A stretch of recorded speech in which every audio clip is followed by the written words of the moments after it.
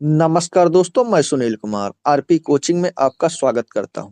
इस दैनिक current affair class में हम द हिंदू और पीआईबी के महत्वपूर्ण समाचारों का परीक्षा उपयोगी विश्लेषण करेंगे।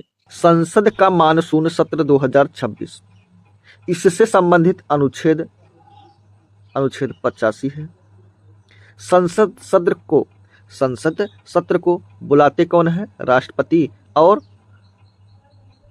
सत्रावसान कौन करते हैं? तो वो भी राष्ट्रपति। इतनी बातें याद रखना है। अब देखते हैं संसद के जो सत्र होते हैं कितने होते हैं? 3। एक होता है बजट सत्र। बजट सत्र इसकी शुरुआत जनवरी और फरवरी में होती है, जनवरी फरवरी में होती है और अप्रैल मई तक यह चलता है। यह सबसे लंबा क्या है? संसद सत्र है और सबसे महत्वपूर्ण भी है। दूसरा है मानसून सत्र।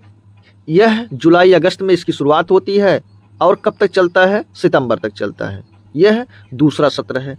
तीसरा कौन सा है? तीसरा है शीतकालीन सत्र। यह नवंबर में शुरू होता है, दिसंबर तक चलता है और याद रखना यह अंतिम सत्र है। यहां देखते हैं 20 जुलाई से संसद का मानसून सत्र शुरू हुआ। प्रधानमंत्री ने इसे राष्ट्रहित में सार्थक, शांतिपूर्ण और उत्पादक बढ़ाने का आह्वान किया तथा तर्क और तथ्यों पर आधारित चर्चा पर बल दिया। प्रधानमंत्री ने पिछले एक महीने की प्रमुख उपलब्धियों का उल्लेख करते हुए स्काई रूट एरोस्पेस के विक्रम-1, राजस्थान की ऑयल रिफाइनरी, तीसरे सेमीकंडक्टर प्लांट और भारत की हाइड्रोजन फ्यूल सेल ट्रेन को देश की वैज्ञानिक एवं तकनीकी प्रगति का प्रतीक बताया। प्रधानमंत्री ने कहा कि स्काई रूट एरोस्पेस के युवा वैज्ञानिकों की सफलता भारत के स्टार्टअप, नवाचार और अंतरिक्ष क्षेत्र में बढ़ती क्षमता को दर्शाती है तथा युवाओं के लिए प्रेरणा स्रोत है। प्रधानमंत्री ने बताया कि पश्चिम एशिया में युद्ध जैसी वैश्विक चुनौतियां हैं। कहाँ पर? पश्चिमी एशिया में। पश्चिमी एशिया कहाँ है? हमने देखा है ना? ये हमारा क्या हो गया? मान लीजिए अफ्रीका है। क्या है? अफ्रीका। ये क्या है? अरब प्रायद्वीप है। यहाँ भारत है। तो ये पूरा का पूरा क्या है? एशिया है। ये यहाँ इन सभी जगह क्या चल रहे हैं? युद्ध चल रहे हैं। इसी की बातों को बता रहे हैं। पश्चिमी एशिया, ये एशिया में युद्ध जैसी वैश्विक क्या है? चुनौतियां हैं। पश्चिमी एशिया में युद्ध जैसी वैश्विक चुनौतियां। इसके बावजूद भारत ने 7.7% आर्थिक वृद्धि दर के साथ प्रमुख अर्थव्यवस्था में सबसे तेज विकास दर्ज किया, जो देश की मजबूत अर्थव्यवस्था और सुधारों का यह परिणाम है। प्रधानमंत्री ने सभी सांसदों से संसद में रचनात्मक चर्चा, राष्ट्रहित में सहयोग, अनुभवों के उपयोग और लोकतांत्रिक मूल्यों के सम्मान के साथ कार्य करने का आग्रह किया ताकि देश के विकास को नई गति मिल सके। आज की अगली खबर है सफेद सोना, भारत की कपास की कहानी। भारत विश्व में कपास के क्षेत्रफल के आधार पर प्रथम तथा उत्पादन और उपभोग के आधार पर द्वितीय स्थान पर है। कितने क्षेत्रफल उगाया जाता है कपास? 114.84 लाख हेक्टेयर। इतने हेक्टेयर पर भारत में कपास उगाया जाता है, जो कि विश्व में सबसे ज़्यादा है। परंतु उत्पादन और उपभोग में भारत दूसरे नंबर पर है। भारत ही एकमात्र देश है जहां कपास की चारों मान्यता प्राप्त प्रजातियों की खेती की जाती है। कौन सी प्रजातियां हैं? पहले का नाम है आर्बोरियम। इसे देसी कपास भी कहा जाता है। इसकी उत्पत्ति कहाँ हुई है? भारत में। कौन से? आर्बोरियम। दूसरा का नाम है हर्बेसियम। दूसरे का नाम क्या है? हर्बेसियम। इसे पुरानी दुनिया का कपास भी कहते हैं या इसे लेवेंट कपास भी कहा जाता है। क्या कहा जाता है? लेवेंट कपास। किसे कहा जाता है? हर्बेसियम। इसकी उत्पत्ति कहाँ हुई है? अरब और अफ्रीका में। इसमें पानी की जरूरत कम होती है। अगली प्रजाति है कौन सी? हिरसुटम। इसे हिरसुटम को अमेरिकी कपास कहा जाता है। यह नई दुनिया का कपास यह है। विश्व और भारत में जो अमेरिकी कपास है यानी हिरसुटम जो है यह विश्व और भारत में सबसे ज़्यादा उगाया जाता है। यानी भारत में जो कपास उगाए जाते हैं उनमें सबसे ज़्यादा अमेरिकी कपास यानी हिरसुटम ही उगाया जाता है और विश्व में भी सबसे ज़्यादा उगाया जाता है। अगला कपास है बारबाडेंस, इसे मिस्री कपास भी कहते हैं, मिस्री कपास भी इसे कहा जाता है। तो यहाँ पर खेती की जाती है।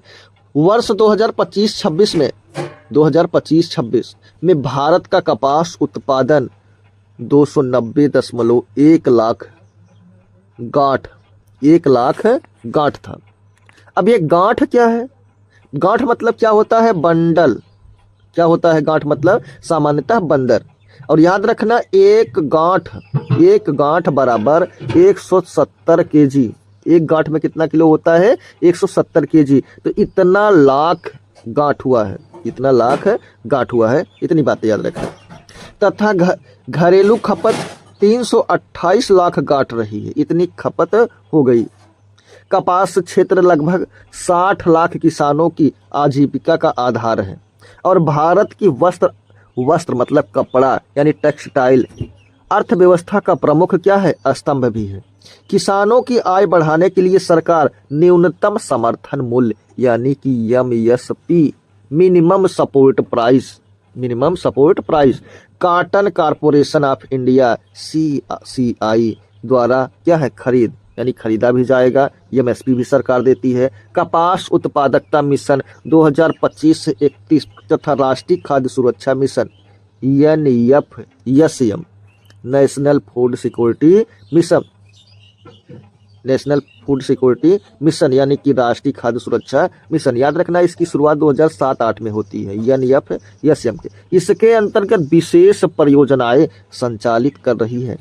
मिशन का लक्ष्य 2031 तक उत्पादन 498 लाख गांठ तक पहुंचाना है। इतना गांठ तक पहुंचाना है। भारतीय कपास की गुणवत्ता और वैश्विक पहचान बढ़ाने के लिए कस्तूरी कॉटन, कौन सा कॉटन? कस्तूरी कॉटन भारत पहल शुरू की गई, जिसमें QR आधारित प्रमाणीकरण, इसके आधार पर QR है ना, इसके आधार पर इसकी प्रमाणिकता और ब्लॉकचेन ट्रेसेबिलिटी और गुणवत्ता प्रमाणन के माध्यम से भारतीय कपास की ब्रांडिंग को बढ़ावा दिया जा रहा है। कपास केवल वस्त्र उद्योग तक सीमित नहीं है, यानी सिर्फ इससे क्या? कपास से सिर्फ कपड़े ही नहीं बनाए जाते हैं बल्कि खाद्य तेल, यानी इससे खाद्य तेल, पशुओं का चारा, चिकित्सा मतलब देख रहे हैं सर्जिकल कॉटन, निर्यात एवं बाजार का भी प्रमुख यह स्रोत है। इसीलिए इसी बहुआयामी आर्थिक महत्व के आधार पर इस कपास को क्या कहा जाता है? सफेद सोना, यानी इसी के कारण कपास को व्हाइट गोल्ड कहा जाता है। ये बातें याद रखना है। अगली खबर है कोयला गैसीकरण लक्ष्य। क्या है गैसीकरण? सबसे पहले देखते हैं कोयले का। कोयले को सीमित ऑक्सीजन और भाप यानी कि ऑक्सीजन और भाप की उपस्थिति में उच्च तापमान यानी कि हाई टेम्परेचर पर सिंथेसिस गैस में बदलने की प्रक्रिया को ही कोयला गैसीकरण कहते हैं। ठीक है। नेशनल कोल गैसीकरण मिशन का लक्ष्य 2030 तक 100 मिलियन टन, कितना? 100 मिलियन टन वार्षिक कोयला गैसीकरण क्षमता विकसित करना है ताकि कोयले का स्वच्छ एवं मूल्यवर्धित उपयोग बढ़ाया जा सके। यानी कि ऐसे करने से इससे प्रदूषण कम होगा और इसके मूल्य में भी वृद्धि होगी, यानी महंगा ये बिकेगा। वर्तमान में 22.6 MTPA क्या है? MTPA क्या है? मिलियन टन पर एनम, यानी कि याद रखना वर्तमान में 22.6 मिलियन टन पर एनम, इसको हिंदी में मिलियन टन प्रति वर्ष, एनम मतलब वर्ष, कोयला गैसीकरण क्षमता परिचालन में है या निर्माणाधीन है, जिससे Jindal steel limited 8 MTPA, Talcher fertilizers limited 2.6 MTPA तथा 8,500 करोड़ योजना के तहत 8 परियोजनाएं 12 MTPA शामिल हैं। MTPA मतलब हमें क्लियर है ना, यानी कि मिलियन टन प्रति वर्ष। 13 मई 2026 को सरकार ने 27,500 करोड़ की नई वित्तीय प्रोत्साहन योजना को मंजूरी दी, जिससे लगभग 75 MTPA अतिरिक्त कोयला जिसमें लिग्नाइट गैसीकरण क्षमता विकसित होने की उम्मीद है। नई योजना के तहत पात्र प्लांट एवं मशीनरी लागत का कितना 20% तक वित्तीय प्रोत्साहन दिया जाएगा। कितना 20% तक यहाँ पर वित्तीय सहायता दी जाएगी, जबकि 2024 की 8,500 करोड़ योजना में यह प्रोत्साहन कितना था 15% था। कब 2024 में। अब इसको बढ़ाकर कितना कर दिया गया है 20% कर दिया। सरकार coal to chemical methanol synthesis natural gas यानी कि SNG के प्रोत्साहन को बढ़ावा देने के लिए वित्तीय सहायता, कोयलों की उपलब्धता, नियामक सुधार, सरल अनुमानित और स्वदेशी तकनीक को प्रोत्साहित कर रही है, जिससे भारत की ऊर्जा सुरक्षा क्या हो सके मजबूत हो सके। आज की अगली खबर है राष्ट्रपति द्रौपदी मुर्मू की मोल्दोवा यात्रा।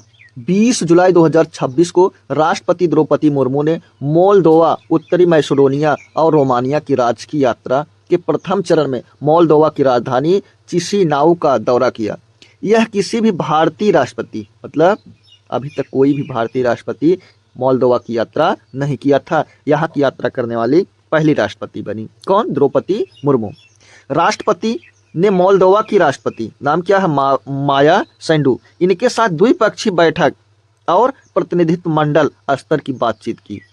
दोनों नेताओं ने भारतीय मोल्दोवा संबंधों, दोनों के बीच भारत और मोल्दोवा के संबंधों को और मजबूत पर सहमति व्यक्त की। दोनों देशों ने कृषि, लॉजिस्टिक्स और संरचना, स्वास्थ्य एवं फार्मास्यूटिकल, नवीकरणीय ऊर्जा, डिजिटल पब्लिक इंफ्रास्ट्रक्चर यानी कि DPI, कृत्रिम बुद्धिमत्ता AI, आर्टिफिशियल इंटेलिजेंस और नवाचार जैसे क्षेत्रों में सहयोग बढ़ाने पर सहमति जताई। भारत ने मोल्दोवा के पेशेवरों के लिए ITEC, Indian technical and economic corporation प्रशिक्षण स्टॉल की संख्या दोगुनी करने की घोषणा की। इसमें AI और अन्य उभरती प्रौद्योगिकियों के विशेष पाठ्यक्रम भी इसमें शामिल होंगे। दोनों देशों ने व्यापार, निवेश, आपूर्ति श्रृंखला, कनेक्टिविटी तथा वैश्विक चुनौतियों से मिलकर निपटने और शांतिपूर्ण, स्थिर एवं समृद्ध विश्व व्यवस्था के लिए सहयोग जारी करने की प्रतिबद्धता दोहराई। कौन दोहराया? भारत और मोल्दोवा। दोस्तों, ये क्लास यहीं पर समाप्त होती है। अगर क्लास पसंद आई हो तो लाइक, शेयर, सब्सक्राइब करना ना भूलें। RP कोचिंग के साथ मैं सुनील कुमार। धन्यवाद।